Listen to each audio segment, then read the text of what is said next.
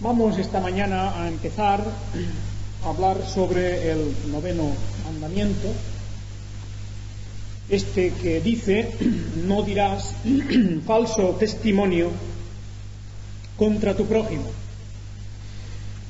Es decir, es el mandamiento que, en resumidas cuentas, se refiere a hablar la verdad. Es el mandamiento que tiene que ver con la honradez y con la veracidad de nuestras palabras.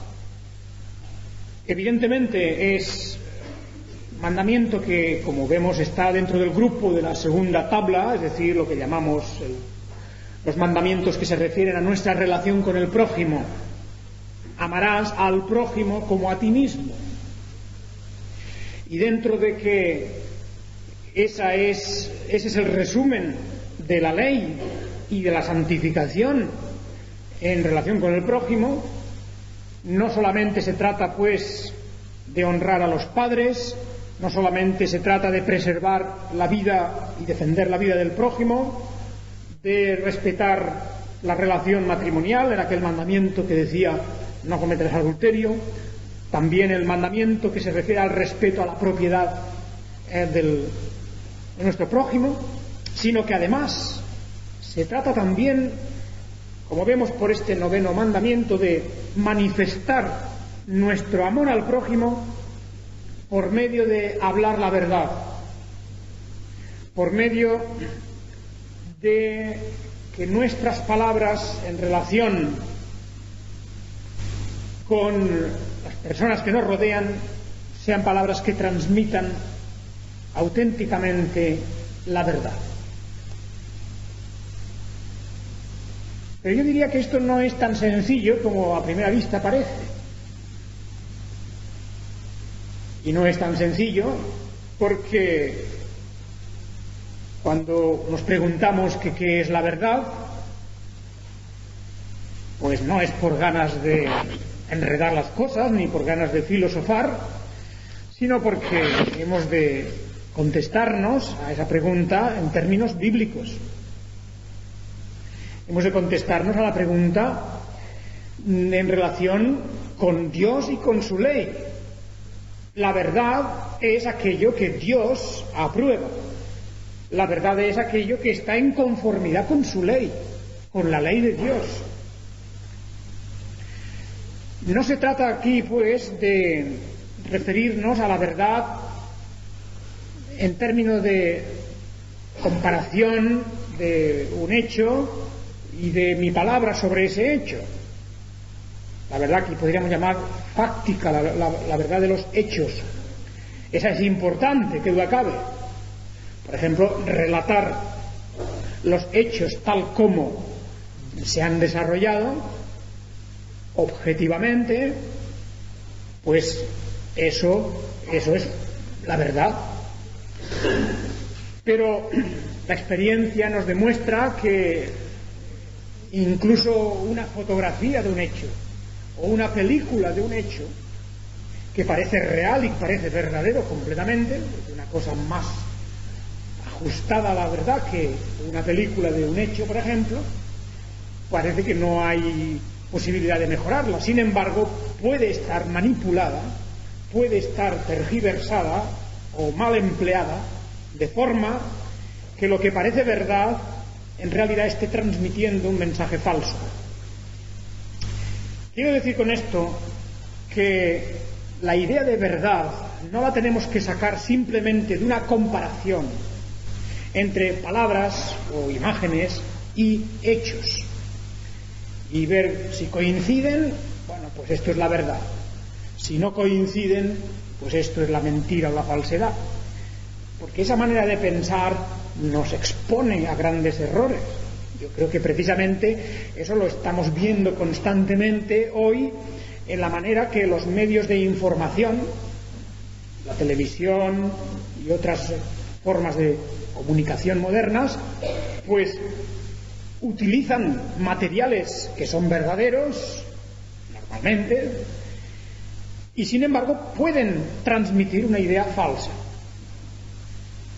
Vemos un reportaje en la televisión y los reportajes se forman a base de imágenes que se filman de esto y de lo otro, pero que también se seleccionan.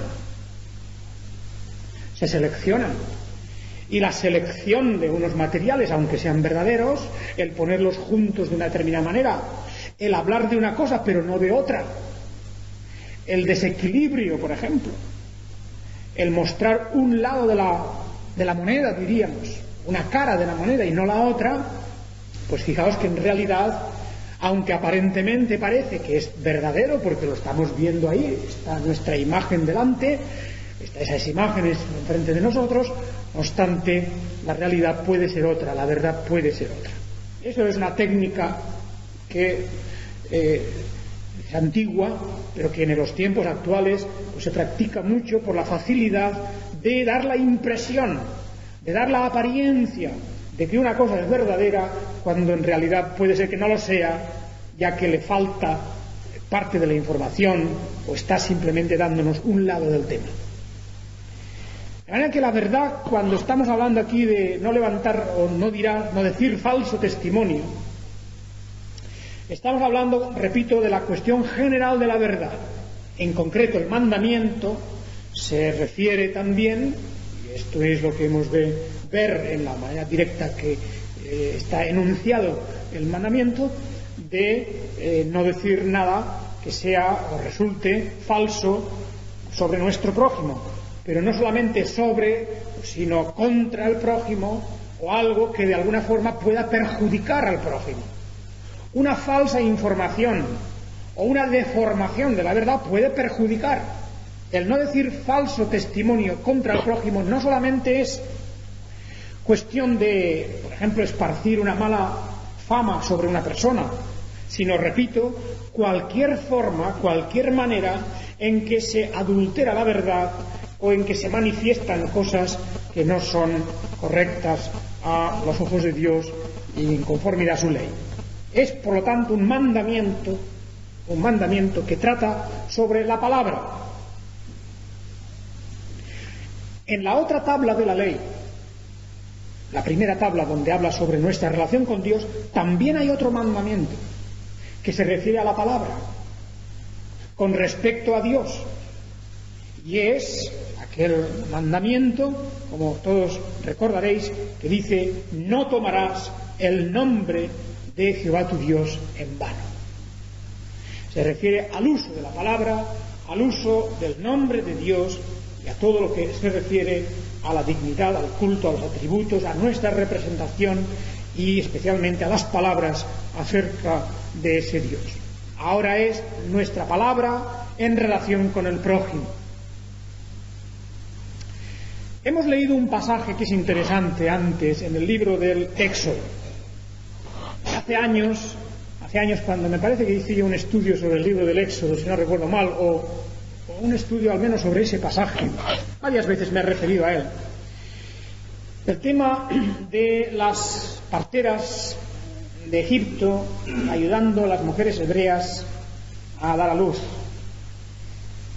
Y ese es un pasaje curioso que ha confundido a muchos comentaristas, y muchos de ellos muy buenos, porque a lo mejor en ese momento de enfrentarse al pasaje de Éxodo capítulo 1, pues se les ha escapado otros aspectos o no han tenido en cuenta enseñanzas más generales sobre el tema.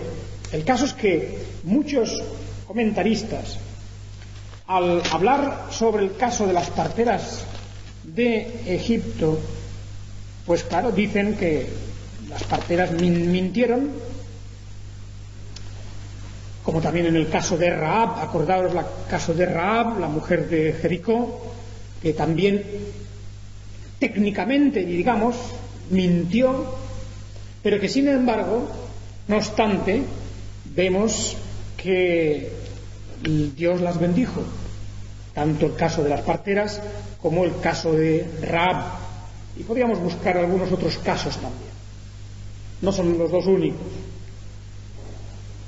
Pero la pregunta que nos hemos de hacer es si verdaderamente si verdaderamente se puede decir o llamar mentira o falsedad a lo que las parteras de Egipto hicieron o dijeron al faraón, o lo que Rahab dijo a los guardianes de la ciudad cuando buscaban a los espías hebreos. Esa pregunta nos pone en realidad sobre la cuestión de ¿qué es la verdad? ¿Es la verdad eso que decíamos antes, el comparar un hecho con la palabra que digo sobre el hecho? ¿Es eso? ¿O tiene alguna dimensión más? ¿Hay una dimensión moral? ¿Hay algún valor moral, ético y espiritual que sea más importante que la cuestión de comparación entre un hecho y la palabra? ¿Entendéis? Se puede decir mentira a lo que las parteras de Egipto estaban contando a Faraón cuando le decían: es que las mujeres hebreas no son como las egipcias porque son robustas y dan a luz antes que la partera venga a ellas. Cuando antes se nos ha dicho que de una manera deliberada, de una forma deliberada, las parteras desobedecieron la orden del faraón, porque dice, temieron a Dios y no hicieron como les mandó el rey. O sea, no lo hicieron ellas. No se trata realmente de lo que después le dijeron al hombre, al faraón. Le dijeron que es que no llegaban a tiempo, que ya estaba todo y que realmente no les daba oportunidad de intervenir en el parto. Lo hicieron deliberadamente. No hicieron, versículo 17, como les mandó el rey, sino que preservaron la vida a los niños. Preservaron la vida a los niños. Y entonces la pregunta vuelve otra vez a ser la misma. ¿Se puede llamar mentira, falsedad a aquello que las parteras realizaban? ¿O hay algún otro motivo aquí que hay que valorar? Lo mismo que en el caso de Rahab la ramera. Bien, ya digo que los comentarios van en varias direcciones, pero yo me inclino por aquellos, y así lo he expuesto otras veces, en los que uno tiene que entender la palabra verdad de una forma mucho más extensa y completa, y también plantearse la cuestión de si uno está obligado a decir las cosas en estas circunstancias, en estos casos, de tal manera que provoque el mal de otros, de tal manera que provoque una transgresión clara y mucho más terrible, mucho más dañina de la ley de Dios, como sería pues aquel genocidio, aquella matanza en masa que se estaba preparando de los niños hebreos. Mi conclusión es de que, sinceramente, de ninguna manera podemos llamar a las parteras de Egipto mentirosas, ni acusarlas de falsedad, ni ponerlas en una lista de personas que no son dignas de confianza porque no dicen la verdad. Ni tampoco a Rahab la podemos acusar de mentirosa, ni podemos decir que se trata de una persona que deforma las cosas ni que cae en ese error. Yo he oído comentarios, los he oído muchas veces, en que algunos que piensan que la verdad solamente es esa cosa de decir tal como el hecho ha ocurrido, pues les he oído, acusar a las parteras de Egipto de mentirosas o de cobardes, y a Rahab la ramera de lo mismo. Algunos han dicho, pues yo si hubiera estado allí le habría dicho al faraón que lo he hecho así, y, en fin, un poco en plan de mártir, y si yo hubiera muerto, pues que hubiera muerto. Otros también dicen, Rahab la ramera no tuvo bastante fe en Dios porque si hubiera creído en Dios habría dicho la verdad de que los egipcios, de que los israelitas estaban allí escondidos y ya Dios habría hecho algo para sacarlos. Yo creo que esas interpretaciones no son ni reales ni verdaderas. Desde luego yo estoy seguro de que las personas que dicen eso no lo habrían hecho. A la hora de la verdad todo el mundo cambia los planteamientos y el espíritu de mártir en teoría es muy fácil de mantener. Y además yo creo que es que hay un error de base aquí, y es que la verdad tiene otros elementos que hay que tener en cuenta.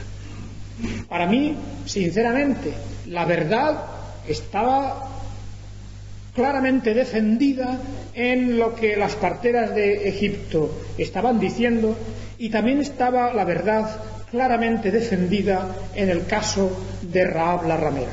Aunque parezca extraño, aunque parezca raro, ciertamente que lo que decían no correspondía con lo que ocurría. O sea, los hechos no eran así. Sin embargo, los valores morales y espirituales que se estaban defendiendo delante de hombres inicuos, delante de hombres que estaban en el pozo de la corrupción, como es el caso de Faraón o el caso de los habitantes incrédulos de Jericó, está claro que eran valores superiores, eran valores mucho más importantes que simplemente el relato de decir A más B es igual a C, o 2 más 2 son igual a 4. Porque la verdad no simplemente se enumera de esta manera, 2 más 2 son igual a 4, no se trata simplemente de esto, sino, repito, de los valores espirituales, morales, que se estaban allí defendiendo en este momento. Hay algo que debemos recordar todos nosotros en relación con esto, y es que la Escritura nos plantea con frecuencia el tema de cómo debemos de usar la verdad delante de las personas que son, vamos a decir, que no aprecian la verdad, delante de los que no usan la verdad, delante de los que andan fuera de la ley de Dios. Hay un texto en en el libro de los Proverbios, que es curioso y que es interesante. En el libro de Proverbios, y en el capítulo 9, versículo 7 y 8, Proverbios, capítulo 9, versículos 7 y 8, dice: el que corrige al escarnecedor se acarrea afrenta. El que reprende al impío se atrae mancha. No reprendas al escarnecedor para que no te aborrezca. Corrige al sabio y te amará. Da al sabio y será más sabio. Enseña al justo y aumentará su saber. Aquí hay algo interesante. Fijaos cómo el trato que se nos está recomendando aquí, a dos personas distintas, el impío y el justo, no es el mismo trato. Al impío se le dice aquí: no lo corrijas, se dice aquí: no le reprendas. Al escarnecedor, déjalo. Más bien dice: esto hazlo con el sabio. Al sabio, al entendido, al justo, a este puedes enseñarle, a este puedes hablarle incluso con las palabras de reprensión o de corrección, ese las comprenderá, ese las apreciará. Pero el hombre que está en su locura y en su impiedad y en su corrupción, este no entiende esas palabras. Naturalmente que aquí hay una lección que hemos de sacar, es una lección en el sentido de que la verdad que indudablemente todos nosotros defendemos. La palabra de Dios está constantemente hablando en relación a esto, de la defensa de la verdad. Esa verdad tenemos que utilizarla con discernimiento en relación con las personas que tenemos delante, porque no va a apreciar de la misma forma las palabras de sabiduría, de justicia, las palabras de verdad, en definitiva, aquel que está hundido que aquel que está con la luz del entendimiento y de la sabiduría. Eso por un lado. Por otro lado, acordaos de palabras dichas por el Señor Jesucristo, un pasaje siempre algo misterioso tal vez, Mateo capítulo 7.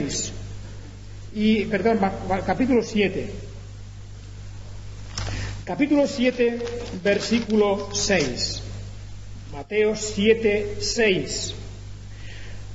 No deis lo santo a los perros, ni echéis vuestras perlas delante de los cerdos, no sea que las pisoteen y se vuelvan y os despedacen. Son palabras duras y difíciles, pero son palabras que van en la misma dirección que lo que acabamos de leer antes en el libro de Proverbios. Y es que las cosas santas, las cosas que están realmente en relación con el orden de Dios, con la ley de Dios, tienen que ser utilizadas en un marco de respeto, en un marco adecuado, que no podemos, como dice aquí el Señor, dar lo santo a los perros o echar nuestras perlas delante de los cerdos, porque no lo aprecian. Las reglas del juego tienen que ser respetadas. En el caso de las parteras de Egipto, es evidente que estaban ellas tratando con un hombre que no respetaba las reglas del juego. A ese hombre la verdad no le afectaba, la justicia no le afectaba, el temor de Dios no le afectaba, la ley de Dios no le importaba, no se guiaba por las reglas, al contrario, transgredía todas esas reglas, las pisoteaba. Las reglas de la ley de Dios para el faraón de Egipto eran absolutamente sin valor. Ofrecerle a este hombre en bandeja de plata esas reglas y someterse a esas reglas miradas objetivamente, de una manera, digamos, aséptica, para que él utilizase esas reglas para infligir un daño, un mal, para utilizar esas reglas santas de una manera horrorosa y perniciosa, eso sería precisamente ir contra el verdadero espíritu de lo que es la verdad y la justicia. En el caso de las parteras de Egipto, por lo tanto, de una manera, yo creo que muy clara, ellas obraron con una gran sabiduría. No fue cuestión de miedo, ni cuestión de falta de fe, ni cuestión de nada de todo eso. En el caso de Rahab tampoco. Era una cuestión de que ellos tenían muy claro de que estaban tratando con monstruos, que estaban tratando con gente enloquecida, y que, aunque amemos la verdad y la amamos, no estamos obligados a decirle la verdad a una persona que va a utilizar la verdad para destruir la misma verdad. Una cosa es que digamos la verdad, otra cosa es que estemos obligados a decirla en toda circunstancia. Y como veis aquí, en el momento en que la vida humana, valores muy profundos, como es la preservación de la vida de inocentes, etcétera, todo eso estaba en riesgo y en peligro, ellas, entiendo que con mucha sabiduría, le dijeron a Faraón lo que le dijeron. Y no es justo que acusemos a las parteras de Egipto de ser mentirosas, o a Rahab tampoco. Desde luego Dios no las tuvo como mentirosas. Dios no les dio el trato a ellas de personas mentirosas. No les dio o las consideró como gente que amaba la mentira. No, no. ellas no amaban la mentira, ellas no amaban la falsedad. Rahab tampoco amaba la falsedad, amaban la verdad. Y porque amaban la verdad, y la verdad era el respeto a la ley de Dios, el respeto a las cosas que Dios quiere, es por lo que le dijeron a los que estaban allí. Porque eran como los perros o eran como los cerdos, y no se les puede dar lo santo, no se les puede dar lo que es puro, las perlas, no las aprecian, no saben lo que es. Entendiendo estas cosas, naturalmente, no quiero decir con ello que hay una especie de válvula de escape, de salida, para cuando queramos y salirnos del uso de la verdad. Eso no es. Yo recuerdo que hace años, precisamente hablando más o menos como estoy hablando ahora de estas cosas, pues una persona que estaba aquí escuchando luego, ya fuera de aquí, anduvo por ahí diciendo que yo enseño el uso de la mentira, cosa que no es lo que estoy diciendo. Yo no estoy diciendo que sea legítimo el uso de la mentira. Lo que estoy diciendo es que aquello no era mentira. Eso es diferente. Lo que estoy diciendo es que Rahab no estaba diciendo mentira, porque la verdad y la mentira han de ser puestas en comparación una con otra. Y cuando un valor superior y supremo se está defendiendo, eso es la verdad. La vida de aquellos niños, eso era la verdad. La vida de los espías, de los mensajeros israelitas, aquello era la verdad. Aquello era realmente la verdad. Y había que defender aquello, había que proteger aquello, porque era superior.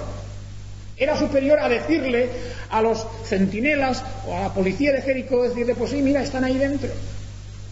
Aparentemente alguno pensaría, mira, si hubiera dicho la verdad es decirles que están ahí escondidos, eso no es la verdad. Me niego a decir que eso es la verdad, porque la verdad es aquello que está en conformidad a la ley de Dios, no simplemente los hechos y la realidad objetiva, la cual puede ser manipulada, puede ser tergiversada y puede ser utilizada contra la justicia, el orden y la santidad de la ley de Dios. Eso no es verdad. Por la misma razón digo, uno en muchas circunstancias puede tener total y absoluta libertad para callarse, para retener para sí mismo parte de la verdad cuando ve que revelándolo todo se puede estar haciendo un mal uso de ello, o que alguien puede tomarlo para perjudicar intereses más altos, supremos, o que conciernen realmente a la dignidad de la ley de Dios. De manera que esto es un caso tal vez un poco extremo. Estamos hablando de un caso que no se da normalmente, un caso que en la vida cotidiana no tiene normalmente que plantearnos problemas. Pero creo que es importante, al empezar a hablar sobre este mandamiento noveno, el que nos demos cuenta de que en la ley de Dios y el sistema de vida y de el orden de las cosas que tenemos alrededor tienen sus prioridades. Hay cosas que están por encima de otras. Y nuestro deber, precisamente por amor al prójimo, es proteger y defender los valores más ricos y más profundos. Por ejemplo, la vida humana. Era muy frecuente, por ejemplo, durante la Segunda Guerra Mundial. En Holanda, los holandeses tuvieron muy en cuenta la protección de los israelitas, los judíos que vivían en Holanda, perseguidos por los alemanes. Todos sabían que en cuanto un judío caía en las manos alemanas, pues iba a ir a parar a un campo de concentración y lo más probable a la muerte. Eso estaba muy claro. Y hay historias, y yo conozco personas directamente que me han explicado la cantidad de trucos y la cantidad, vamos a llamar entre comillas, de mentiras que tenían que decir y cómo tenían que obrar para librar a los judíos de caer en manos de los alemanes. Los tenían escondidos en sus casas, los tenían disimulados de mil formas y tenían que decir, pues llamémosle otra vez, mentiras a los alemanes, pero vamos, a capazos, mentiras de todas clases, para evitar que aquella gente cayese en manos de los alemanes y fuesen a la muerte. Y digo mentiras entre comillas, porque moralmente no son mentiras. Fácticamente pueden ser mentiras, en el sentido de que estaban diciendo cosas que no se ajustaban a la realidad de los hechos. Pero es que la realidad de los hechos era una realidad abominable, era una realidad injusta, era una realidad en contra de la voluntad de Dios. Era el imperio de las tinieblas. Y nosotros no hacemos el juego al imperio de las tinieblas. De la misma manera que reprender a una persona cuando hace una cosa mal, eso parece muy normal y muy justo. Corregir a una persona que está en el mal camino parece muy normal y muy justo. Pero el libro de Proverbios nos dice: no reprendas al escarnecedor, no corrijas al necio. Pues porque estás dando lo santo, lo puro y lo bueno a una persona que no lo aprecia, que se va a burlar. En determinadas ocasiones en la vida nos encontramos con gente, con personas a las cuales realmente es mejor no hablarles, no decirles nada, porque nuestras palabras, nuestro testimonio puede ser pisoteado, como aquí se nos dice que los perros o los cerdos pueden hacer. Esto por un lado.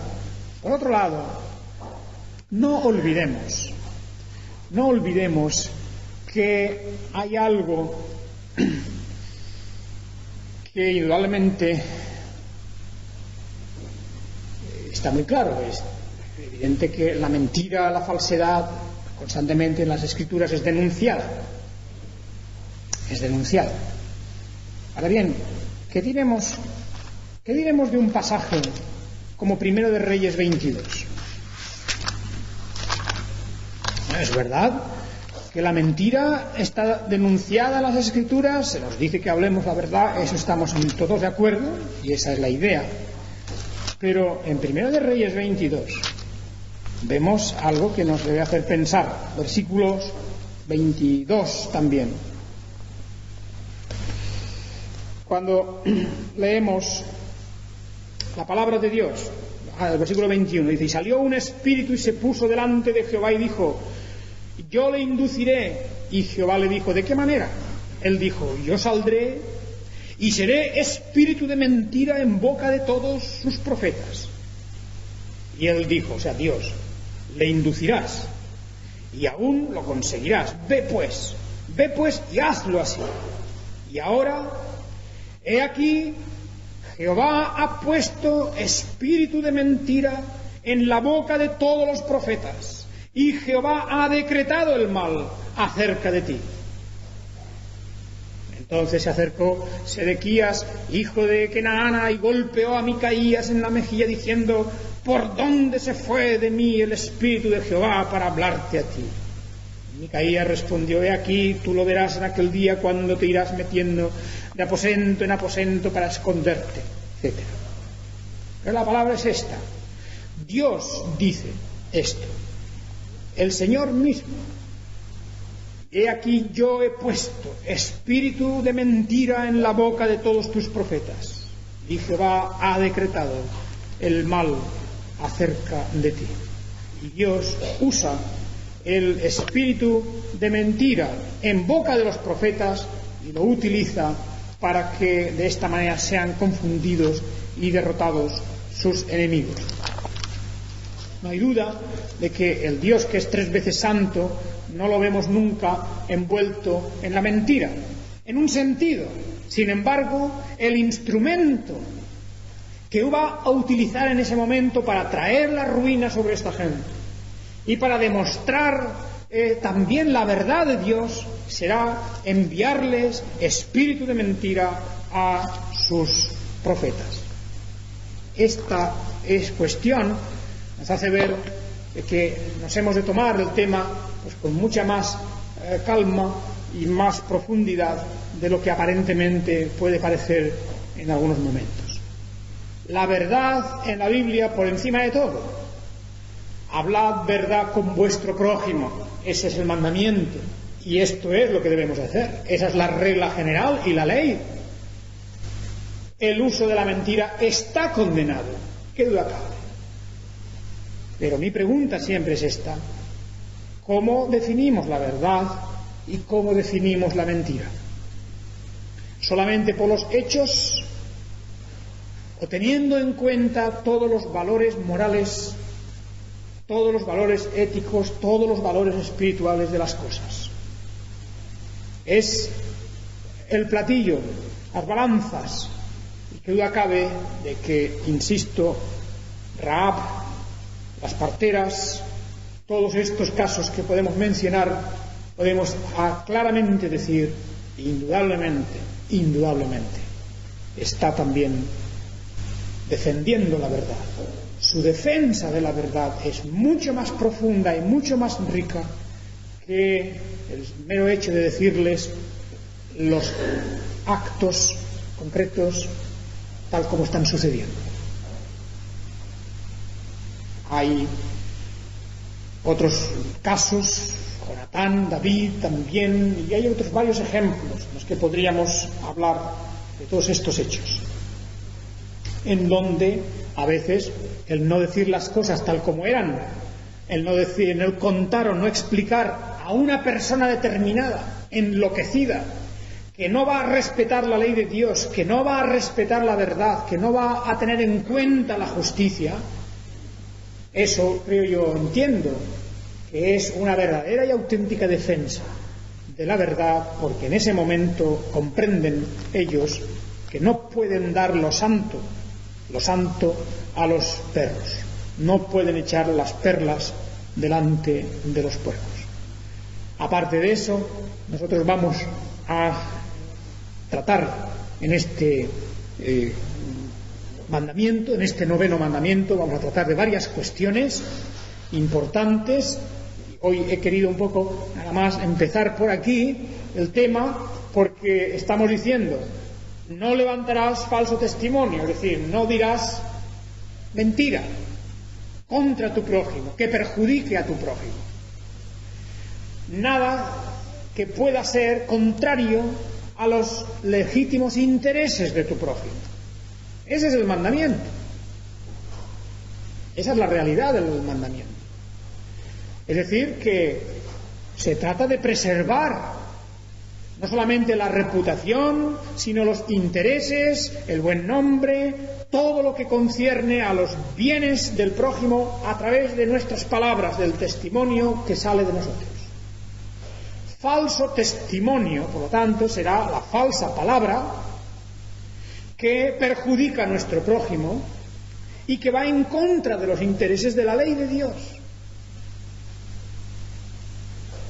Y cuando eso es así, lo vemos así, pues realmente, entonces, con toda honradez, hemos de evaluar en cada situación, hemos de evaluar en cada momento, ante Dios, ante la conciencia de que el Señor imprime en nosotros con las Escrituras, de qué manera vamos a usar los datos que tenemos, de qué manera vamos a usar la información que tenemos. Y por eso digo que cuando, durante la Segunda Guerra Mundial, los holandeses y otros lugares, la información que tenían sobre los judíos escondidos no se la daban, o si tenían que darla, la daban falseada, moralmente no estaban mintiendo. Ante Dios no estaban mintiendo. Estaban protegiendo intereses muy fuertes. Estaban dando honor y honra a la ley de Dios. No estaban usando hechos reales en contra del prójimo, sino que estaban poniendo por encima de todo valores supremos como era la libertad y la vida de aquellas personas, la protección de sus vidas. No mentían aquellos cristianos que Les decían a las autoridades alemanas esto, lo otro, que se defendían de esta manera y defendían a su prójimo, incluso con riesgo de sus vidas. Pues no estaban mintiendo, sino que realmente estaban hablando lo que es conforme a la ley de Dios, que era el amor al prójimo. Y por amor al prójimo estaban diciéndoles cosas que eran realidades falseadas, o retiraban información, o decían las cosas a medias, o directamente les decían cosas que eran al revés de lo que eran, según lo que necesitaran. Pero con eso, insisto, no estaban mintiendo, sino que estaban defendiendo la verdad. Y la verdad y la justicia delante del hombre inicuo, delante del hombre necio, delante del hombre que no respeta esa verdad, pues cambia completamente de color.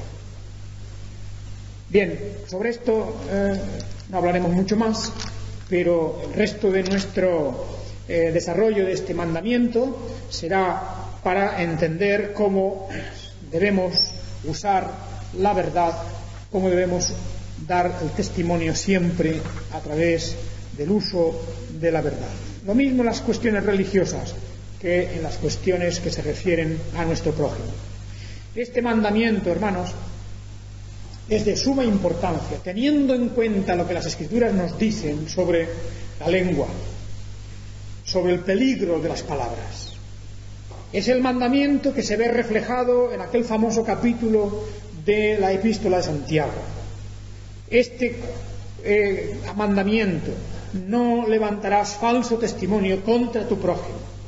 Es un mandamiento bien explicado y bien desarrollado en esa carta de Santiago, y nos hace ver la necesidad de tener prudencia en el uso de nuestras palabras, de tener prudencia en cómo utilizamos ese instrumento que puede ser de bendición o de maldición cada vez que de nuestros labios sale una palabra.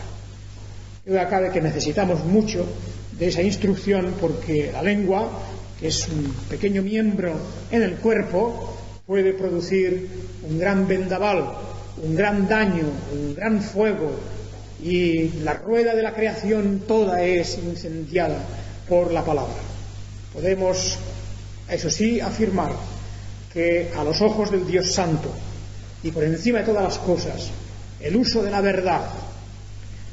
verdad entendida en relación con la justicia, con el honor y con la verdad de Dios, es de supremo valor y de importancia. Y un cristiano debe caracterizarse precisamente por su amor a la verdad en sus palabras, y también, tal vez, digamos, por la parquedad de sus palabras, porque la necedad está precisamente en las muchas palabras.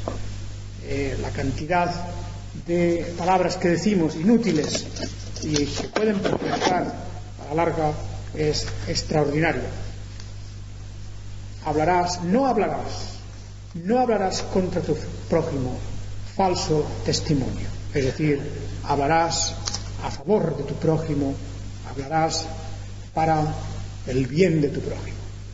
Que Él bendiga su palabra en nosotros. Amén.